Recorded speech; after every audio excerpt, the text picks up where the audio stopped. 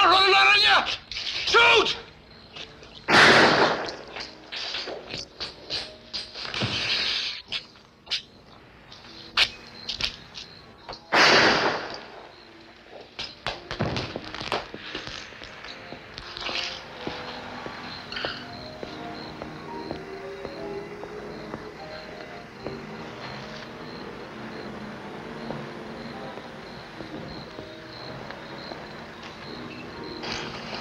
Let's lay up here. That's good.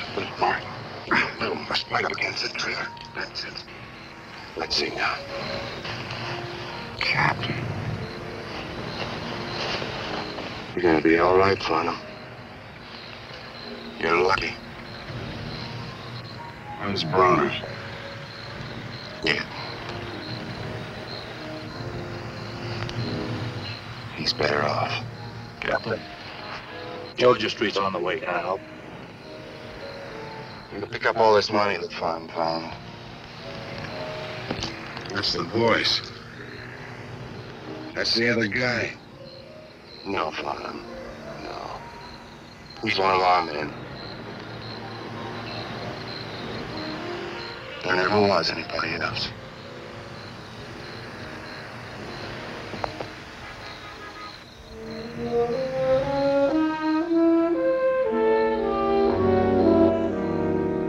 A policeman, unlike most men, lives close to evil and violence. He can, like all men, make his own private hell. The good pass through it with minor burns. The evil stumble and fall, and die in strange places.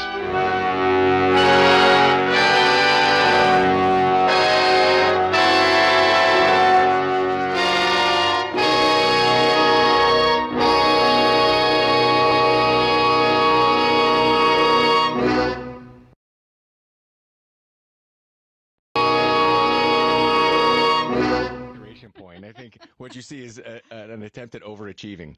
I love this. I mean, you do seem to have this kind of interest in characters who are playing a version of themselves, a different version than who they really are, and presenting that to the world. We've seen that, in the morning show recently. We've seen it in Hello Tomorrow, which, you exec produced. What is it about that you like getting your teeth into as an actor? Well, I suppose there's a couple of things. The things that I grew up really adoring and idolizing were the sorts of dramas where the protagonist I found difficult to pin down. Mm-hmm. And in the search for understanding who they were and why they were the protagonist and why we were spending 2 hours with them, excited my imagination and my feelings and drew me into these stories about complex humanity. And I like them as an antidote to the more simplistic heroes and villains for reasons I can't explain, but I've always been drawn to them. But you started out on stage, didn't you? You trained in the theatre in New York, and even though you've been doing stage even post your kind of breakthrough into film, it seems like you went straight back to do Broadway. It's the thing that I most associate with being an actor. And I think from fourth grade, any time I was given an opportunity to be in the school play or be in the summer camp play, I jumped at it. In fact, the break that I took since the last time I did Harry Clark in New York to when we just produced it in Berkeley is probably the longest I've ever been in my life without doing a play. I like being a part of the discussion in live format. So whether you're a performer or an audience member, when I'm in a theater considering a piece of work, whether I'm performing the work, you're always considering it when you're performing it as well. You have to make choices about why you've gathered everybody there, or considering it as an audience member. I feel like a part of the cultural movement, the present part of sharing in the community of living. And there's fewer places that I feel as transported and exhilarated both as a performer and an audience member as I do in the theater. I've got to ask you about the morning show because there were so many fans of it listening. You play Corey Ellison. I mean, we know season 4 is on its way. Will he be in the mix? What can you tell us? I certainly hope so. It's been a great joy for me to play that character and to get an opportunity at a role like that at this point in my career has felt incredibly special. And actually, last season when he was tormented it wasn't quite as much fun as the first 2 seasons. I really prefer the portion of processing the world in the blithe way that he did. That was really fun to play. It was hard to say the words as quickly as he says them, but it was incredibly joyful to play that character, because the way that it's been written, he knows everything. Mm-hmm. The actual way in which the future manifests itself is nothing but curious and interesting and fun to him, because he feels as though he can pivot whichever iteration he bears witness to. And so that kind of superpower is fun to even pretend to have. I would say that my priority is typically I'm a text-based actor. I try to understand why a director is conceived of any particular script as an event for people to come witness, and then I try to do my part in helping the director tell that story. So I would say that's a text-based approach, as opposed to I've got one of my best friends is a great actor who has a kind of jazzy approach. He'll read a script and he'll go, "Oh yeah, that's sort of like Shawshank Redemption with a little bit of Thelonious Monk thrown in there, and like maybe the guy drives a Toyota." And I'm like, "What are you talking about?"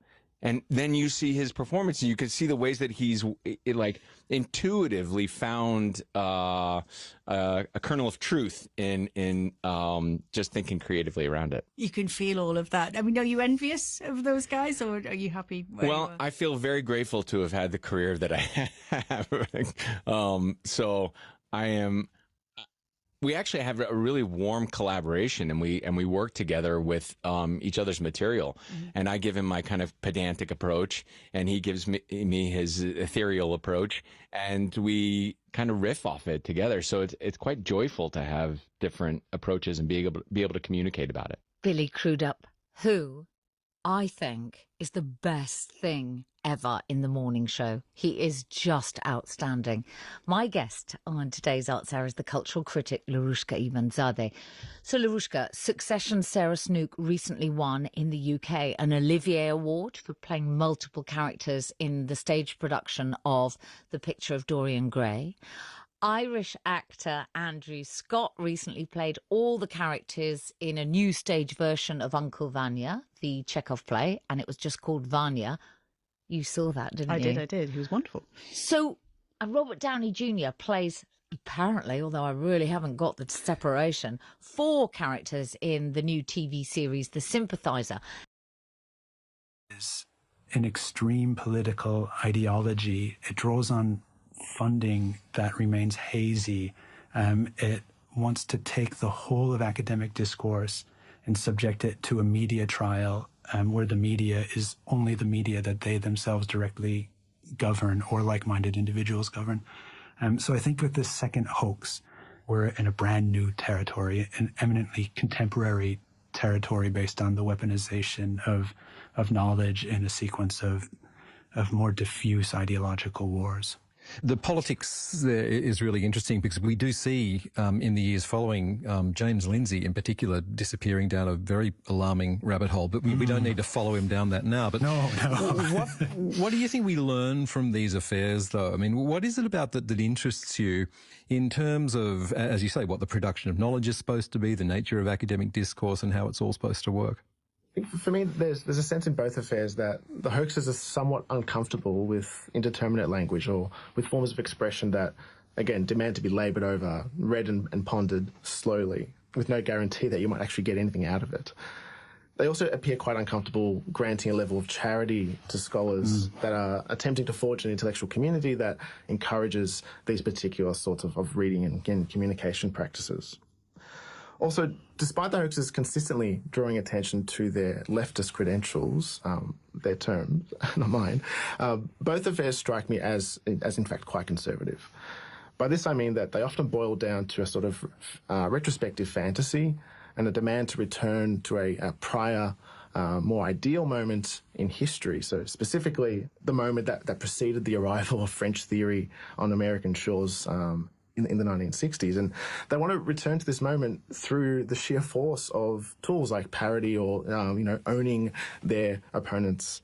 But also, I think, pearl clutching and sort of distributing scary moral warnings. So I think this is all quite unfortunate because in the institutionally, marginal disciplines that are targeted by both hoaxes, the level of charity and the duty of care that's often extended by scholars involved can, I think, really contribute to an entirely different model of intellectual community from that with which we're familiar with in the academy today. So, given the highly unforgiving, structurally inequitable, increasingly and unsustainably competitive, dog-eat-dog world of academia that we're currently faced with, what might be described as perhaps, historically speaking, less stringent editorial and peer review practices that are not only open to non-standard approaches, but that are aware of the structural challenges that so many budding academics especially face. I think all that certainly has its place. I couldn't agree more, Elliot. And as we've been talking, one of the things I've been thinking about is the fact that if you were to take the challenge of the hoaxes on their own terms, the kind of reaction that you would have or that they'd envisage you having is something like, oh, my scholarship it's not rigorous enough. I need to push harder to get to these scientific standards or something like that.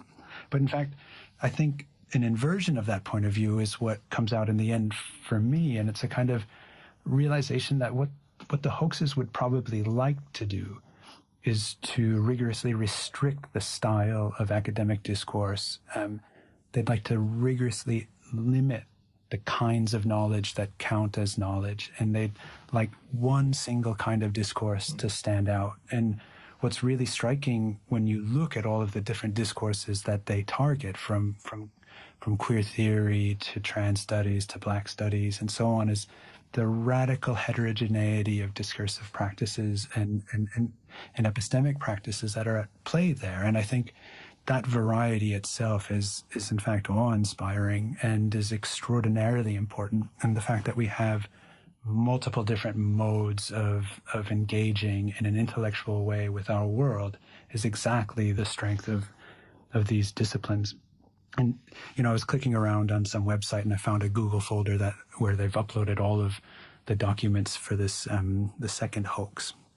And in there is the folder of all of the peer reviews that they received for some of the articles that were accepted and most that were rejected. And when you read through those, it's really kind of astonishing the extent of the charity of the reviewers and of the care that they took with these articles and of the intelligence and the insight that they bring to them. Reading through those letters, I was in awe of the generosity of a lot of the interlocutors. And so I think, the thing that I take from the hoax is probably the inverse of what they'd like us to take. It's a kind of robust and vital discursive field defined by its differences and the heterogeneity of practices, all bound up with a sense of seriousness and care toward their object of study that I find just utterly astonishing. Yeah, you make a good point there, I think, about intellectual generosity. And I think it's worth noting the bad faith and the lack of generosity on the part of the people who perpetrate these hoaxes. But all that aside, do you think that the hoaxes have a point insofar as there are arguably some areas of the humanities where rigorous intellectual standards take second place to tribal solidarity or ideological orthodoxy? I mean, I'm not going to name names or mention specific disciplines, but is there a problem in some corners of the humanities? No. I mean, are there disciplines we don't like, Elliot? Of course not. We'd like to name here because this is our chance. No, I mean, at some level, I would hope that there were corners where something like that happened. I also suspect that this accusation is more of a kind of projective self-description on the part, especially of the blip hoax, the second one, which I think really does stem from a kind of tribal orthodoxy that the very jargon of their explanatory apparatus consistently signals. But I do think that there are very intense clusters of intellectual activity in the humanities broadly. And I also suppose I would expect there to be and hope that there would be, in the sense that humanities research is not only about the true, but also about the good and the beautiful. And I would hope that people who held strong positions about those things held them strongly, communally, and with a commitment. And so So I think a certain kind of tribalism is important. Awake but not woke, I suppose, would be the motto. Not a blind tribalism, but a committed tribalism. Tribalism isn't a good word here, and I don't like repeating it, but you know what I mean. The only thing I sort of wanted to add there, David, was that the hoaxes are to some degree useful, hence why we're studying them, horrific as they are, insofar as they highlight problems that are worth thinking about, worth addressing, but that are not limited solely to the humanities. So you might think, for example, of the increasing attention that's now being paid not only across academia but again across the mainstream media to something like the falsification of data in so-called hard disciplines like say psychology and economics. We're facing a replication crisis, for instance, whereby the results of something like 40% of published papers in some of these disciplines are purportedly cannot purportedly be replicated. That's obviously quite a problem if the whole appeal of the scientific method is that replicability is indexed to objectivity. What this also forces us to ask, I think, is why is all this happening? The hoaxes, but also the sort of replication crises that we're facing. Is it because the opportunities merely exist to exploit something like the system of peer review? To that I would reply, are these opportunities, really that new? But I think we could also consider what might compel someone to perform these sorts of acts, be it a hoax, be it the falsification of data. In the latter case, a structural account, I think, of the dire state of the neoliberal university, where one must again publish or perish. I think something like that might suggest that institutional conditions drive people towards these sorts of actions, and I think that's worth keeping in mind. Elliot Patsura, he's a postdoctoral research fellow and co-convener of the Critical Research Association Melbourne Network at the University of Melbourne, and he was joined there by Joe Hughes, who's senior lecturer in English and Theatre Studies, also at the University of Melbourne. And as I mentioned earlier, this has been the second in a two-part series on obscurity in the academy. You can find part 1 on the Philosopher's Zone website or via ABC Listen. I'm David Rutledge. Thanks so much for your company this week, and I hope you can join me next time. Bye for now.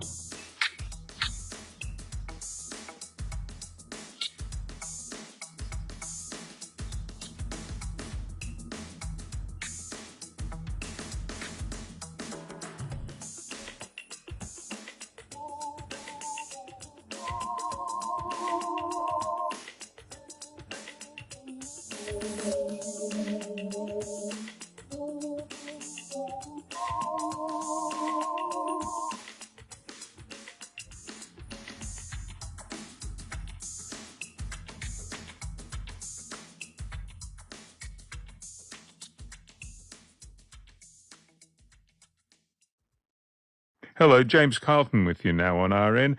News is next, and then, God forbid, with the question, how do you mend a broken heart?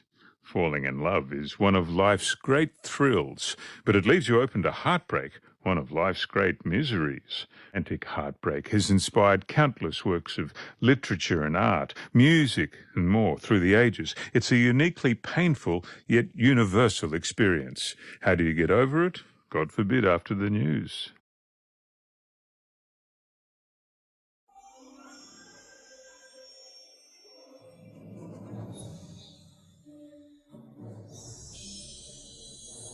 ABC News, good morning, I'm Sam Wilkinson. Government officials in Mexico say they still have not identified bodies discovered in a well, but have strong evidence linking them to the disappearance of 2 Australian brothers missing in the country's northwest. North America correspondent Carrington Clark reports. 4 bodies were discovered in the well on a remote section of the Baja California coast. 3 appear to have been there for a similar amount of time, while a 4th's decomposition indicates it's been there for longer. The well is about 2 kilometres from a fire-destroyed campsite that authorities have linked to Australian brothers Callum and Jake Robinson, who were travelling with an American friend and went missing last week. The campsite also contained human remains, which are being tested.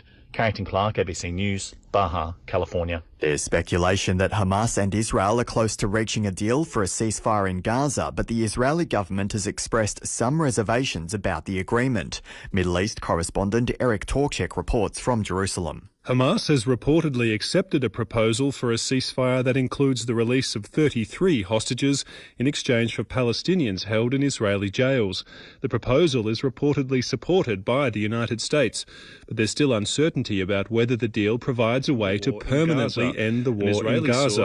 An Israeli source has told local media the government will not agree to end the war as part of any hostage deal to invade the southern border city of Rafah. Eric Twarchik, ABC News, Jerusalem. Millions of Australians with student loans will have their HECS debts lowered under changes to the debt scheme to be unveiled in the upcoming budget. Here's National Education and Parenting reporter Connor Duffy. About 3 million Australians owe $78 billion after studying at university. Each year the debts rise with inflation, and last year that meant an increase of 7.1%. Education Minister Jason Clare says the government will change indexation rules and backdate the policy to counteract that large debt rise caused by high inflation. If you've got a HECS debt of, say, $26,000, which is the average across Australia, it means that your HECS debt will be cut by about $1,200. The policy will need to be legislated after the budget. The Bureau of Meteorology is warning people in the Illawarra region south of Sydney to be on alert for potential flooding throughout today.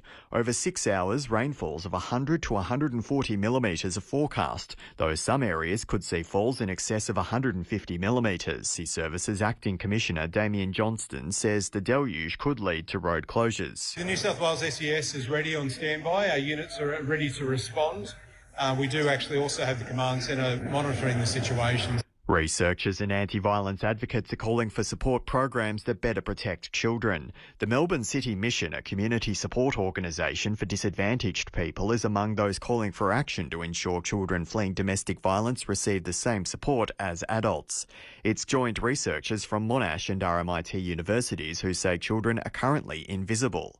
Shauna Moore is the head of policy at the mission and says more action is needed. If we're serious about eliminating violence against women, we really need to stop violence experienced by children, and we need to deliver real actions on the ground to support their safety and recovery needs as well. Newly re-elected London Mayor Sadiq Khan claims his dominant victory in council elections shows the Labor Party is ready to govern again in Britain.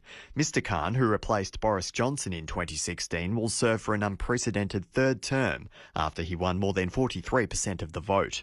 With national elections coming up, the London Mayor says the negative campaign run by the Conservatives shows their time in power is running out. For the last 8 years, London has been swimming against the tide of a Tory government. And now, with a Labour Party that's ready to govern again under Keir Starmer, it's time for Rishi Sunak to give the public a choice. A general election will not just pave the path to a new direction for our country, but it will make bold action Londoners want to see a reality. And widespread flooding and landslides triggered by days of heavy rains in Brazil's southernmost state have killed at least 57 people. Here's the BBC's David Bamford. The extreme weather affecting the state of Rio Grande do Sul has been caused by a rare combination of hotter than average temperatures, high humidity and strong winds.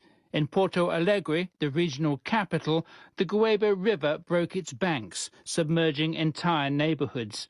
A hydroelectric dam near the city of Bento Gonçalves has collapsed, and a second dam is also in danger of failing. At least 500,000 people are without power and clean water, with further rainfall expected. ABC News. You're listening to ABC News Radio.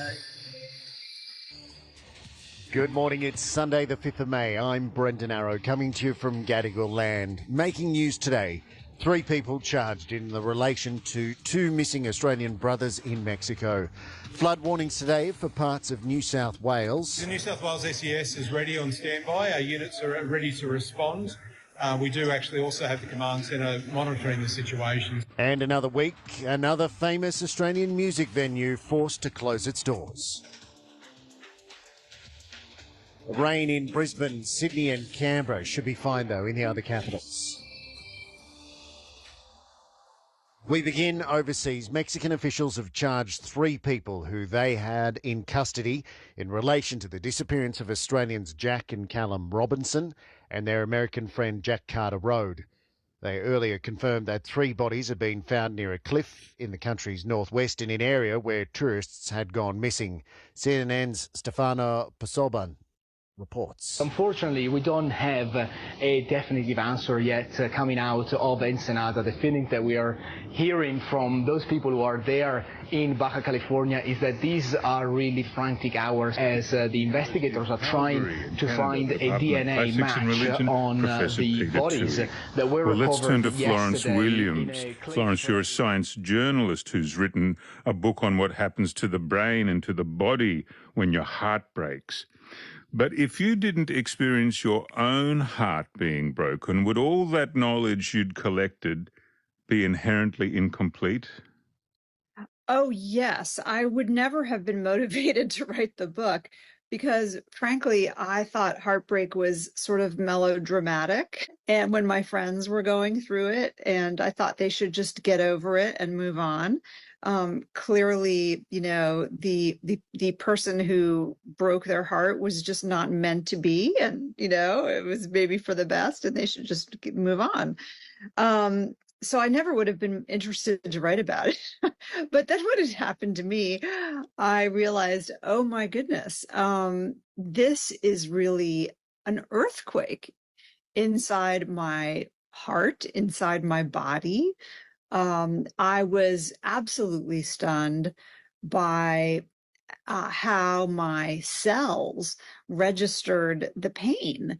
And I ended up talking to a neuroscientist who early on, after my 25-year marriage, severed. And she said, our brains really register social pain, which she called social pain, in very similar regions as to where we register physical pain. And our brains have been deeply wired for eons and eons to take social pain very, very seriously. We are not, we are a hypersocial animal, and to be kind of abandoned or rejected or, alone on the savannah in our deep evolutionary past, really meant kind of certain death. So we are supposed to get quite upset when our primary attachment bonds, are no longer there. And you experienced that upset, which, as you say, gave you an insight into the experience. But why isn't just knowing the science of heartbreak enough? Like if I'm an orthopedic surgeon, I don't need to break my arm to know all there is to know about broken bones.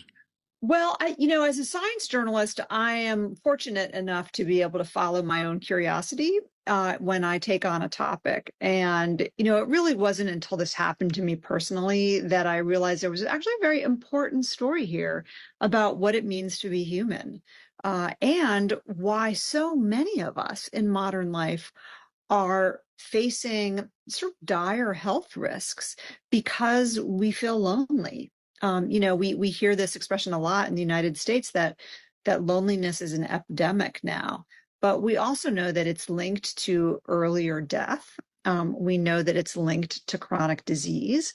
It's linked to inflammation in our immune system. And we are sicker because of our unfulfilled, sort of social ties. And so I suddenly realized, what a really important story this is to tell. Peter Toohey, welcome to the show. Thank you for having me. You're a classicist, but you've spent your life not studying ancient wars and empires, but people's feelings and emotions. Why? I'm interested in mental illness particularly, and that strays into mental conditions that stress people and make their lives more difficult.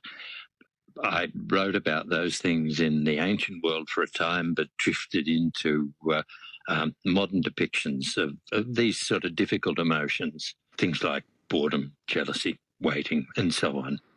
One can think of few feelings as stressful as heartbreak or as joyous as love. What did it mean to be in love in ancient Greece and Rome?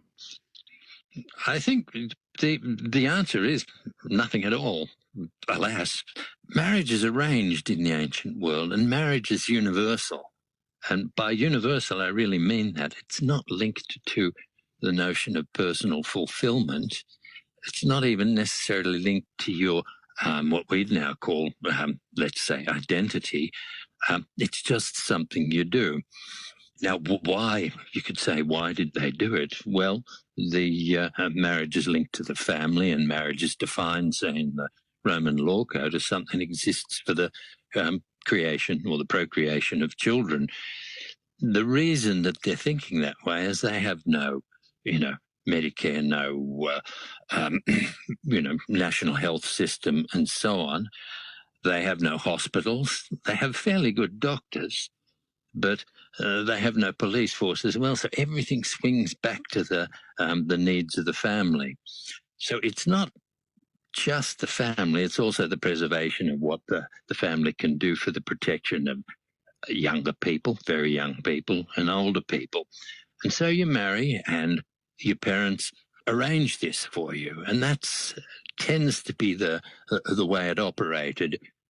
I'd say throughout antiquity, changes start to come in the 2nd century of our era, when there's more talk of choice and romantic love, but they never quite got away from arranged marriage. So the answer to your question is really, as I say, it's not something that they were really and deeply understanding of. But there was something called love sickness that appears in the ancient literature. What's that? Well, that seems to occur a little bit earlier on, but particularly in the 2nd century. It's a condition that we'd, and quite a few of their doctors, link with depression itself, depression of a milder sort, perhaps. As choice comes into the picture and people begin to allow younger people to choose their partners, or at least have some say in it, and linked with that, as the age gap between the men and the women narrows. It was originally, let's say, 15 or 16 for the women, and 25, 26, 27, probably closer to 27 for the men. The ages start to come closer, so that you actually get a symmetry operating. Now, if it's blocked, let's say, by the parents, or for one reason or another, one societal reason or another, that's when you seem to get this tension operating between the desire for choice and the pressures brought on for the family. And so it is that you begin to see these stories about young lovers appearing and their relationships being blocked, and them developing a state of love sickness that's sometimes even called love melancholy or love depression.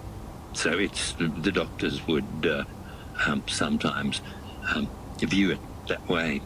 But so it's all linked, as I say, to the choice operating and the ages starting to get closer between the males and the females. Now, Peter, you've been happily married for a long, long time. Would you be offended if I ask, has your heart ever been broken? I'd be deeply offended. Everybody's heart's been broken. It doesn't have to be. It doesn't have to be in a marriage, does it? No. It can be. I'm a grandparent now, and your heart can be broken over your grandchildren, just as it can be over your children. Wherever there's a strong investment of love, I guess this is strongly possible. Well, to Nikki Gluck. Hi, Nikki. Welcome to the show. You quote the late Chief Rabbi of the United Kingdom, Rabbi Jonathan Sacks, who says, history only answers the question, what happened? But memory answers the question, who am I? Does this memory of one's life, rather than, say, the chronological history of it, explain why a life of a broken heart hurts so much? Yes, I think it does. I think it's a very good point, and I think, Florence, your book looks at this a lot. The idea, when we look at the facts, it should be sometimes so obvious why a relationship failed. We look at it and we can see the mismatch, we can see the things that went wrong, and from that sort of objective perspective, and so many of us, that's what our friends and family do. Oh, come on, it was such a bad relationship, it should be over for you. That's not memory. Memory is the way we identify ourselves, and part of memory is wanting to believe a relationship was good. It's wanting to hold on to the beauty.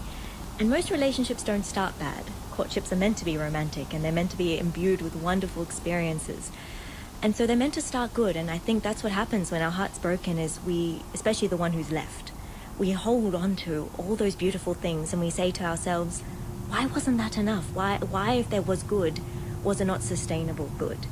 And I think that that is exactly why, in music as well, why music can be so powerful through heartbreak or through contemplating grief. It's because music allows us to access memory in a very deep way. We can journal for hours, but music often triggers specific memories or specific feelings that really allow us to tap into something below that surface of fact.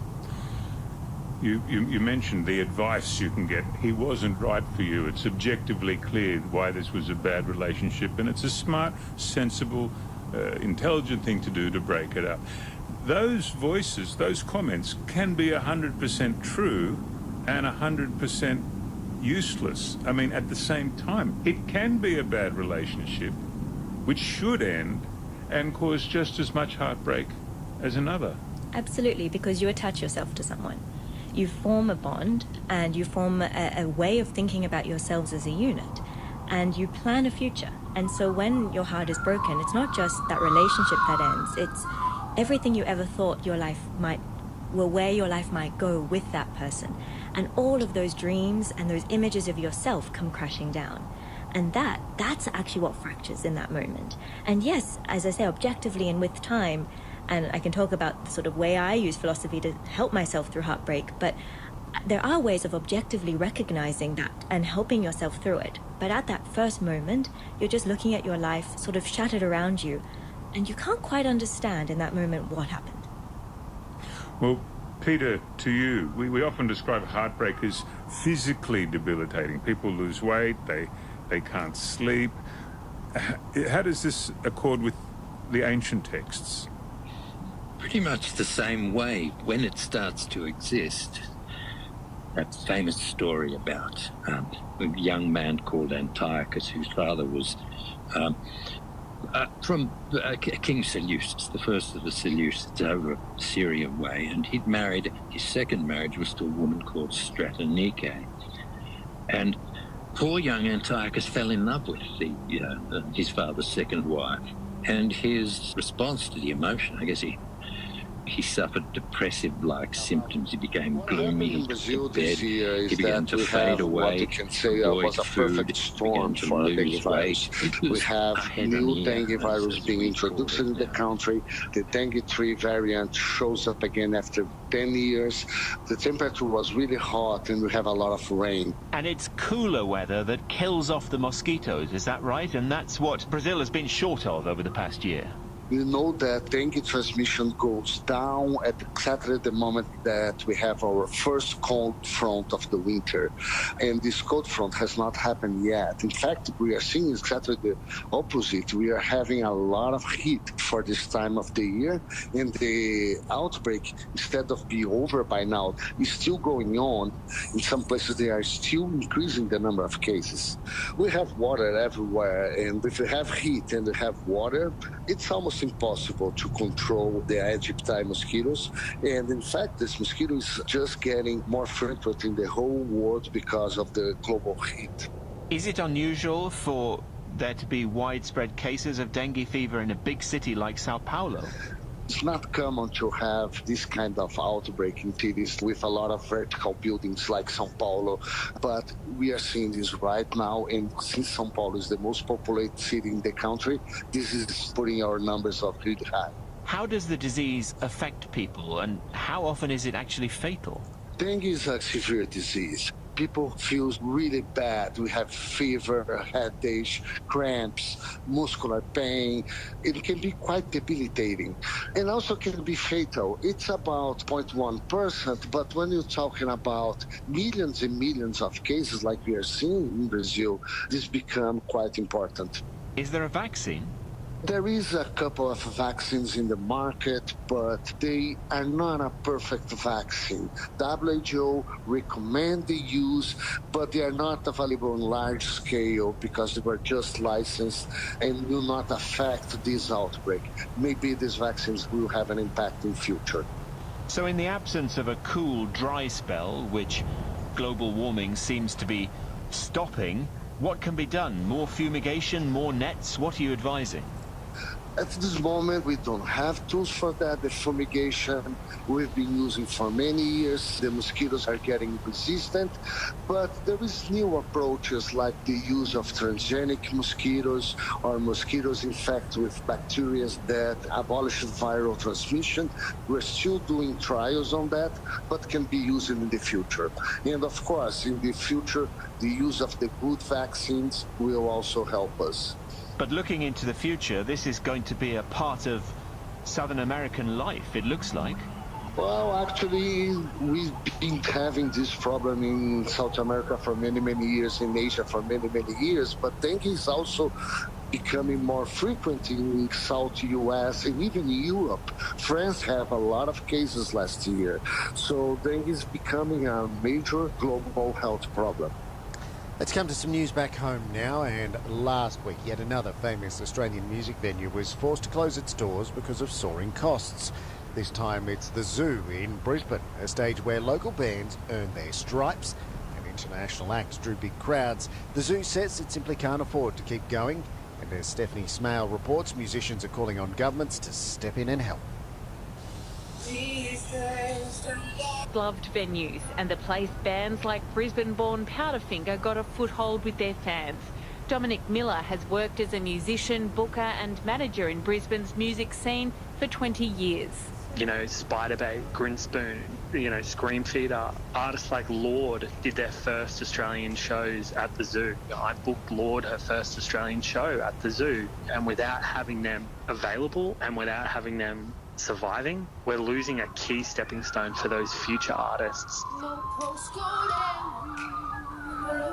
But after 32 years, the Zoo is shutting its doors. The venue says it's still selling lots of tickets, but that's not enough to combat rising costs and decreasing returns. Dominic Miller says sadly the Zoo is the latest in a growing line of live music venues shutting down in cities and regional centres. Domestic, local music scenes are struggling massively. That's why the loss of the Zoo is going to be felt so hard. So what are the fixes here?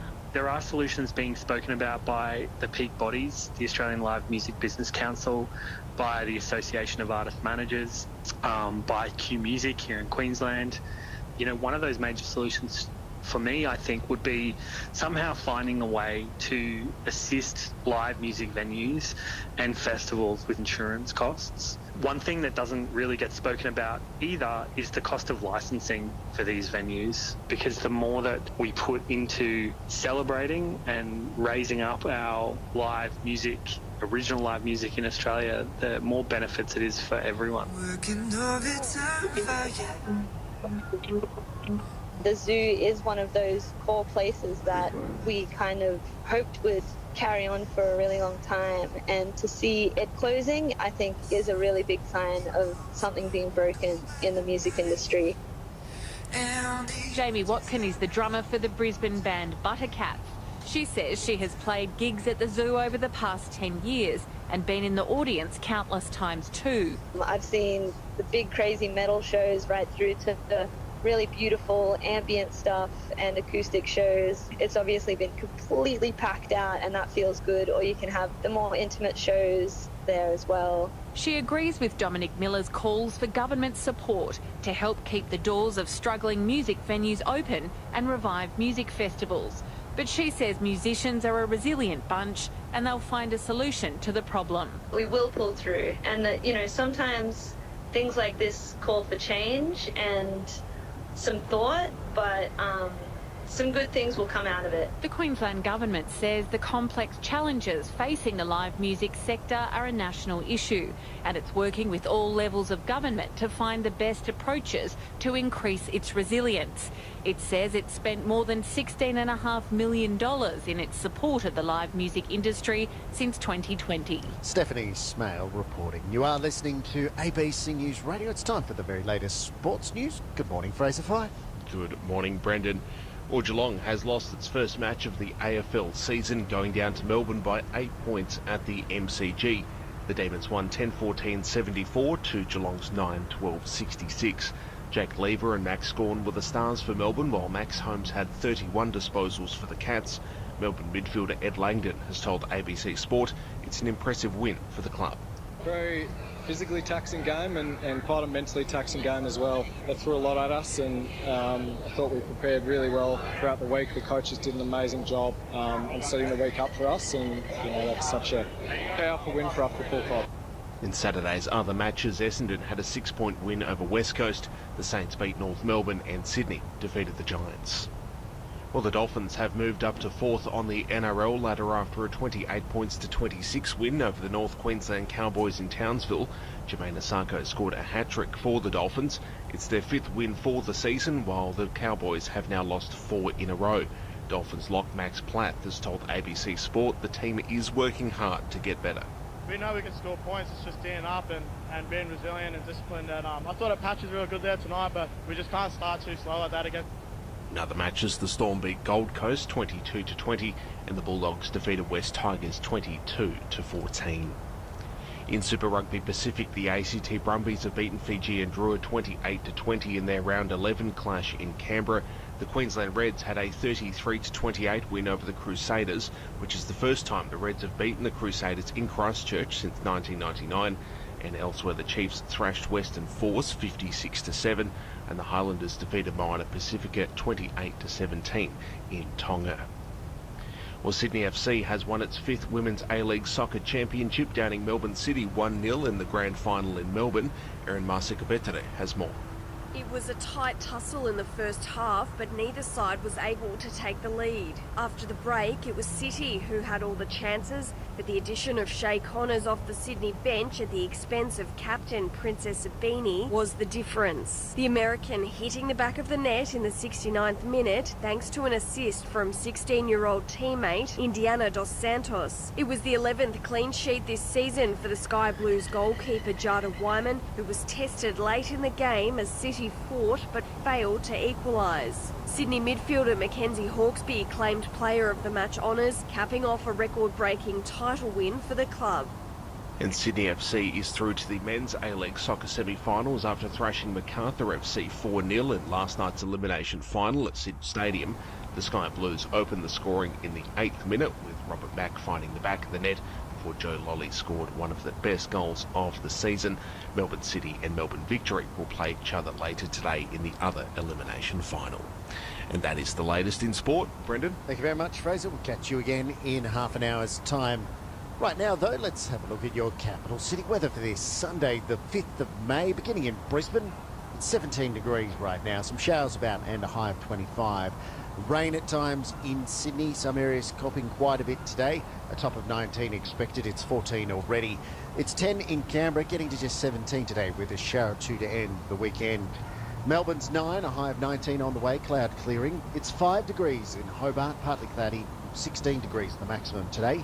Sunny and a high of 23 in Adelaide, 11 right now. Also 11 degrees in Perth, mostly sunny, a top of 21. Darwin's 25, mostly sunny, getting to 34 degrees. Australian Eastern Standard Time, it's 6:30 a.m. 6 o'clock in Central Australia, it's 4:30 a.m. in the West. Time for a news update.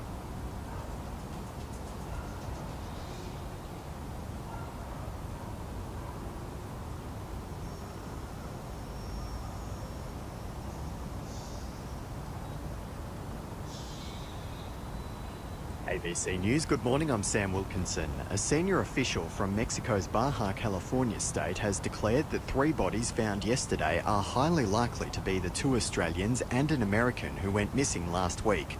Tim Horton reports. Baja California State Attorney General Maria Andrade says while forensic testing is still continuing, It's highly probable that the remains of Perth brothers Jake and Callum Robinson and their American friend Carter Road. 3 bodies were found yesterday in a well south of the city of Ensenada, which is close to where the 3 were last seen on April 27. 3 Mexican nationals have been charged with crimes equivalent to kidnapping. The Australian brothers' parents are travelling from Perth to Mexico to help identify the bodies. Egypt is hosting the latest round of talks to try to reach a deal between Israel and Hamas for a ceasefire in Gaza. Amid some signs of progress, mediators from Egypt, the US and Qatar are hopeful Hamas will agree to a new ceasefire proposal. Former Israeli negotiator Gershon Baskin says success will depend on 3 factors. One is what has been a red line for Hamas until now. That's an Israeli obligation commitment to end the war. The second is the free movement of displaced Palestinians in Gaza from the south to the north. Israel has not agreed to that until now. And the third sticking point will be on the issue of the release of Palestinian prisoners. Millions of Australians with student loans will have their HECS debts lowered under changes to the debt scheme to be unveiled in the upcoming federal budget. Each year the debts rise with inflation, and last year that meant an increase of 7.1%. Education Minister Jason Clare says the government will change indexation rules and backdate the policy to counteract the large debt rise caused by high inflation. If you've got a HECS debt of say $26,000, which is the average across Australia, it means that your HECS debt will be cut by about $1,200. A domestic violence shelter in Sydney's West is being forced to turn women away due to a lack of funding. Tony Ibrahim reports. 75 women and their children have been taken in by Her House in Blacktown over 8 years. The otherwise ordinary looking home is a shelter. Operations Coordinator Avinash Kaur says the shelter doesn't receive any government funding despite taking referrals from its agencies. They have nowhere to go and they're totally homeless. They've just left their homes and they don't know what to do. So that's when we provide accommodation if available. She says a lack of funding means about 6 women a week are being turned away. Counting has begun after yesterday's upper house elections in Tasmania for the southern-based seats of Hobart, Elwick and Prosser. Isabella Podwinski explains. A historic 3 seats are up for grabs in the state's south, following the resignations of Josh Willey and Jane Howlett, who were both elected to the lower house in the March state election, and the retirement of Rob Valentine. In the seat of Hobart, former Greens leader Cassie O'Connor is a likely frontrunner, but she's up against notable independents John Kelly and Charlie Burton. Labor veteran Brian Green is vying for the seat in Prosser, while Glenorchy Mayor Beck Thomas is looking to snatch up Elwick. More than 75,000 Tasmanians were required to vote yesterday, with about 18,000 people, or 1 in 5 eligible voters, having cast their vote early. The death toll from torrential rain in Brazil's southernmost state of Rio Grande do Sul has risen to 57, while 70 others are still missing. Floods have destroyed roads and bridges in several regions of the state. The storm also triggered landslides and the partial collapse of a dam at a small hydroelectric power plant. A second dam in the city of Bento Gonçalves is also at risk of collapse. London's newly re-elected Mayor Sadiq Khan has criticised his opposition after the Labour Party dominated the council election. Mr Khan will serve for an unprecedented 3rd term after he won more than 43% of the vote, compared to his Conservative Party rival Suzanne Hall, who finished with 32%. With national elections coming up, the London Mayor says the Labour Party won out against a negative Conservative campaign. I couldn't be more proud that we answered fear-mongering with facts, hate with hope, and attempts to divide with efforts to unite. We ran a campaign that was in keeping with the spirit and values of this great city. A city that regards our diversity not as a weakness, but an almighty strength. And Max Verstappen has won the Formula One sprint race at this year's Miami Grand Prix. He finished ahead of Ferrari Charles Leclerc and Red Bull teammate Sergio Perez. Australia's Daniel Ricciardo scoring his first points of the season with a 4th placed finish for RB Racing. This is ABC News.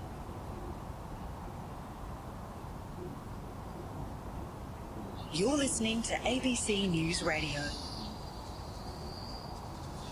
Good morning, Brendan Arrow here with you this Sunday, the 5th of May. Still to come, renewed hope. Could Israel and Hamas reach a ceasefire deal and an agreement to release hostages?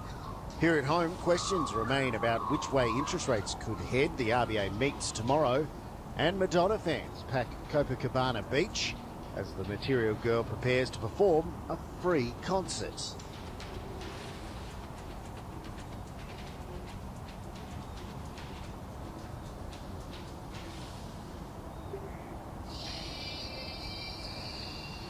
As negotiators try and begin another round of peace talks between Israel and Hamas in Egypt, protesters are again out in force in Tel Aviv, calling for an end to the war and the release of Israeli hostages. A Hamas team has already arrived for the talks, but so far no Israeli representatives have made an appearance.